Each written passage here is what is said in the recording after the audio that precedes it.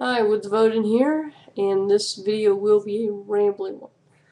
Okay, so D.P.R. Jones talked about Woods of Jordan and compared his state of unhappiness when he was a theist versus, well, he's still a theist, but as a fundamentalist Christian versus how he's much happier now as a moderate Christian, and talked about how when Woods of Jordan was extremely unhappy.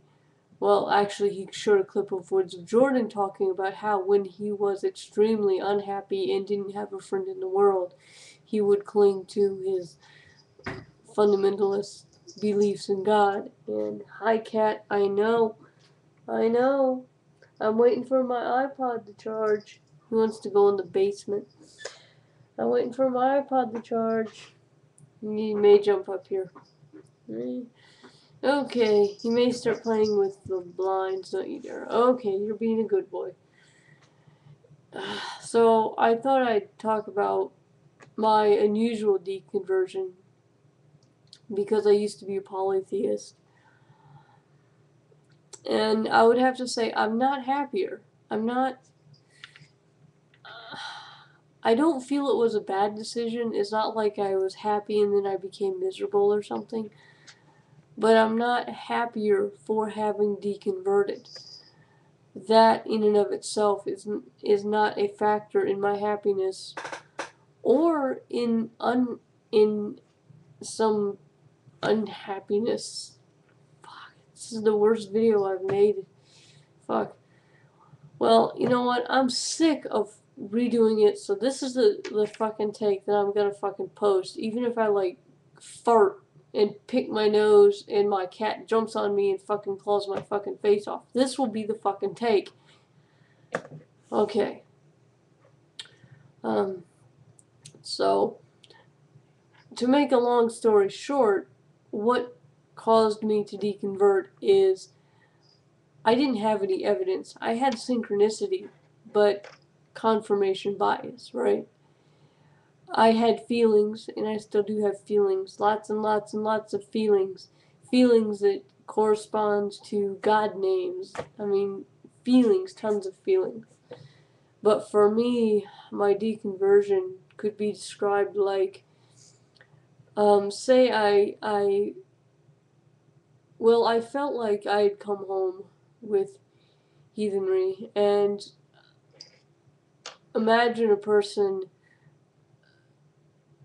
going, imagine a person who has found their way home and shaking hands, meeting the family, and then discovering that the whole time they've been looking in a mirror. And no, they weren't associating with other people, they were just associating with themselves. And that's okay. In fact, one aspect of Satanism that I like is that you can have all the ritual in the world, and you can have all the gods in the world. And certainly some Satanists are theistic, and even within theistic Satanism, there are all sorts of varying beliefs about the gods, or about Satan, or who Satan is, or about nature. Some theistic Satanists are pantheistic. I mean, it runs the gamut, but even those who are not theistic can work with any and all gods they feel like. And if I feel as though I am interacting with Lovecraftian entities, it's my religion. I can do what I want. And I'm not happier because, in a way, I feel like, and this is going to sound cheesy, but I feel like I've lost family in a weird sort of way. Even though I understand intellectually that I really haven't. And I feel like I was fooled. Because I was. Not by other people, but by my own mind. And the human mind is an amazing thing. So it's not something that I need to feel bad about. I mean, we are duped by our minds all the time. Go look at optical illusions. Shoop, there you go. You think it's one thing, but it's another. So it's not like I've been an idiot or something, but still, it is a bit of a blow to the ego to say, whoa, I was wrong. And I'm really not telling anybody to deconvert, because I know that the anti-theists, the people who are trying to get people to deconvert, honestly did nothing. It was the people who, well, it was me ultimately, but if anyone influenced me, it was the people that posted videos about science, evolution, geology, psychology, how the mind works.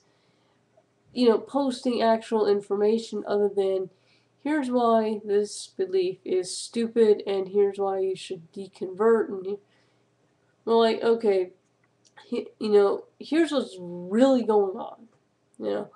That the positive explanations helped. Here's what's going on.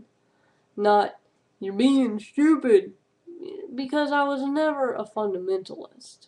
I never took too many things literally. And I was certainly never an extremist. I didn't see my religion as something to go around and start chopping heads over or something.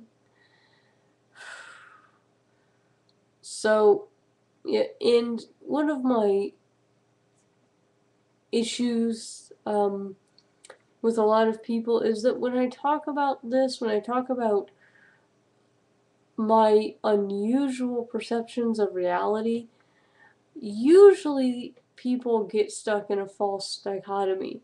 Either a religious person sees it as a confirmation of their own beliefs, or an a-religious person sees it as something that is a defect of the human mind and needs to be gotten rid of.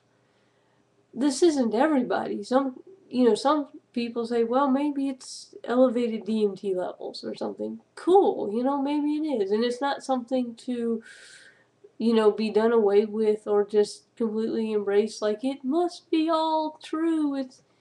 It's just, it's I think the usual things that the brain does already amped up for whatever reason. So maybe I could be diagnosed with a mental illness if it was distracting and disturbing enough for me to actually go and seek help. And even if I did seek help, considering that a lot of my perceptions deal with things that are rooted in mythology, a mental health professional would be like, well, that's religion. I can't, we're not authorized to, undo somebody's religion. But I no longer make a religion out of it or see it in religious terms. Well, in a way, I do make a religion out of it now, but that's it. I make the religion, and if I want to interpret it in a non-theistic way because I don't have the evidence, cool. But anyway, so am I happier for deconverting? No, I'm not. I feel like I've lost something. However, am I unhappy because of it? No. I think it's just kind of, it is what it is. I could look at my hand and interpret it one way, or I could look at it and interpret it another way. But